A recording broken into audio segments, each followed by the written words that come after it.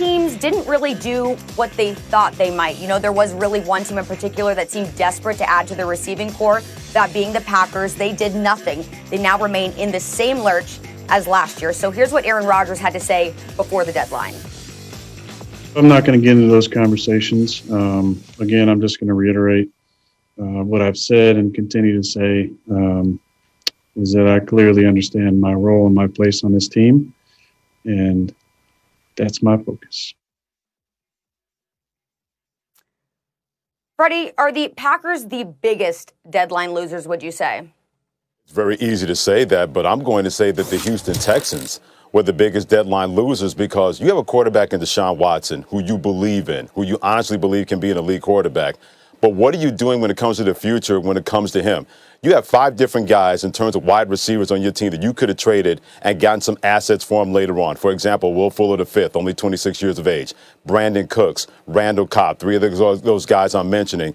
And you don't have a first, a second-round pick in the draft next year because of the Laramie Tunsil trade that you were able to move on from him. So if you're going to be the Houston Texans with no coach and no GM, what makes that an attractive landing spot for anybody that you would think about hiring as a coach and a GM, and you're wasting the best years of Deshaun Watson's life? So if you're going to have that kind of approach with you, the Houston Texans, you get what you deserve. You had a chance to at least try to jumpstart that next year with the draft and maybe free agents to make it a little bit more of an attractive team for anybody who wants to take on those 2 jobs and help your quarterback. But you didn't do that at the trading deadline. You had assets you could have moved on from and could have helped it better next year, but you didn't do that. So if you're the Houston Texans, once again, another complete fail. You deserve what you deserve to be at 1-6, and your future's a lot more uncertain because you didn't do anything of certainty at the trading deadline to help your future, especially when it comes to your quarterback. You know, that's a good one, Freddie, but I want to go with the Green Bay Packers. I mean, you're talking about with you know, the one thing we talked about with the Green Bay Packers is Aaron Rodgers and the lack of weapons on the outside.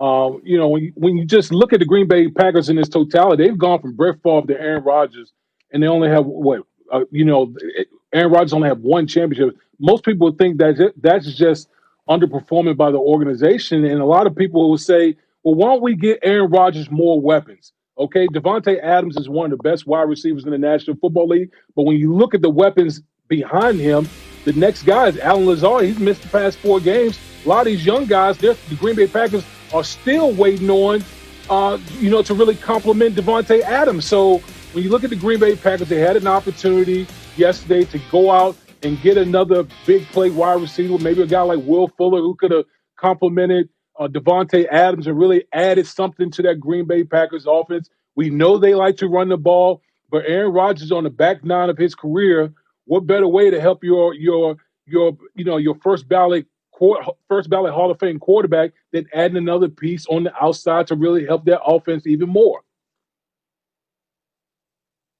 All right, well, let's see what Keyshawn Johnson has to say. Keyshawn, the question that we posed here was, were the Packers the biggest deadline losers? Now, Freddie, he said that the Houston Texans were the biggest losers. Of course, Damien, you just heard, said the Packers were. What's your take?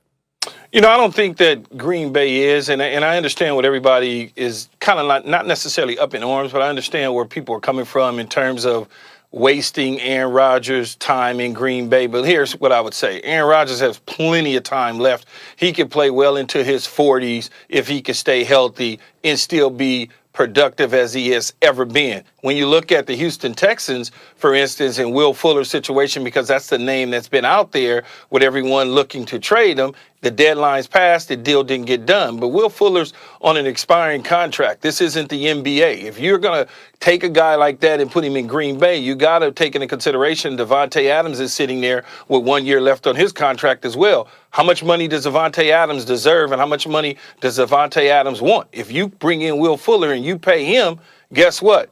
You now got to make me, as Devontae Adams, one of the top paid wide receivers in the National Football League. So do you want to tie up a potential $35 million or so into 2 wide receivers? Or are you saying that I'm going to give up a 2nd-round pick, for instance, hypothetically speaking? I don't know the number. I don't know the pick that the Houston Texans were looking for him, but let's just assume it was a 2. Are you willing to give up a 2nd-round pick, a pick that you used in the past to get Jordy Nelson and Devontae Adams, to now have a guy for, let's say, 6-7 weeks, giving his history of injuries, and even the fact that you may not even make it as far as you think because you added a wide receiver and you gave up a pick, and now you're going up against a Tampa Bay team or a New Orleans Saints team or Seattle team, and you get bounced in the divisional round. Key, I think the biggest curse for Aaron Rodgers is the fact that anybody you put next to him, and you know this as well as anybody, he makes that team better. He makes those receivers better. Those receivers are able to raise their game better. That's the problem that Green Bay ran into because they're thinking, as long as we got Aaron Rodgers, we got a chance. We could put anybody out there on bloody stumps, and we got Aaron Rodgers, and we got a chance. And that's the problem with the Green Bay Packers, where they said, well, we as an organization felt that we were not going to be on the same page getting that wide receiver. But don't you think Aaron Rodgers, even at this point of his career, where he's a little older but still an elite quarterback, don't you think he is worth to try to find somebody else, if you couldn't make a deal with the Houston Texans, to see who else is out there? They always believe that he is the perfect sanitizer for whatever goes on with their football team, and that's been a problem for Green Bay. You have this great quarterback. I can't even imagine how much better he could have been had you been able to swing another trade to get somebody else to help him with Davante Adams and make Green Bay more of a contender in the NFC.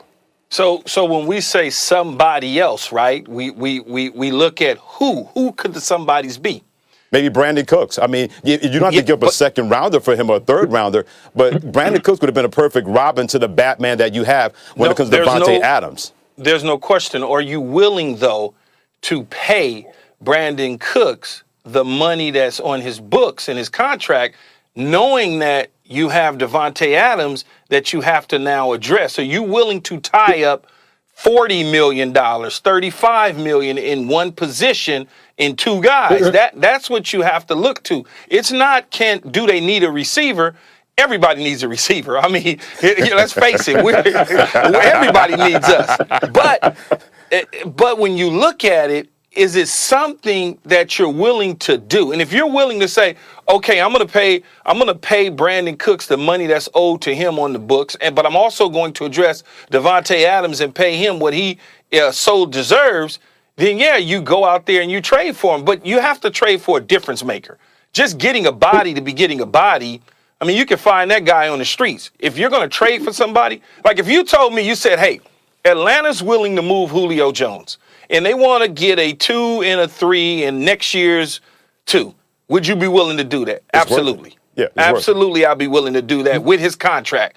I'll be willing to do that because then I can address Adams' contract as well. But I'm not going to put myself as an organization in a position where now I got to deal with somebody lesser than Davante Adams making more money than Davante Adams, and I've given up a high pick for him. So now as an organization, they got me backed against the wall. Wait, Key, here's my issue with the Green Bay Packers. This is the team that's notorious about draft and develop. You hear it all the time with the Green Bay Packers. Draft and develop, draft and develop. Okay? Here we are with Aaron Rodgers, one of the greatest, maybe the greatest quarterback of our generation, and all you have is one chip to show for the greatness that we've seen from Aaron Rodgers over the year. To me, that's unacceptable as an organization. And so that's why I don't have a problem trying to flip one of them assets, a draft pick, to bring in another guy. Because when I look at the NFC, who's the dominant team out there? I mean, a lot of people think, the Tampa Bay Buccaneers might be the most well-rounded team, particularly because of their defense. But you look at the Seattle Seahawks, Russell Wilson is probably the MVP of the league, but the defense stinks. This is a Green Bay Packers team that was in the NFC Championship game last year. Okay, so they're not far away from being in that position again. So that's why I'm sitting here thinking, with Aaron Rodgers as your quarterback, why not invest an asset to bring another guy over there to complement Davante Adams? Because we've been waiting for these young guys at wide receiver to come along, and it really just hasn't happened yet. But you got to remember, though, Woody, what if? You got to always remember when you're talking about from a front office standpoint, what if it doesn't work? There is always the question of what if, but I want to transition now to a team that did add another receiver to their squad. Of course, it's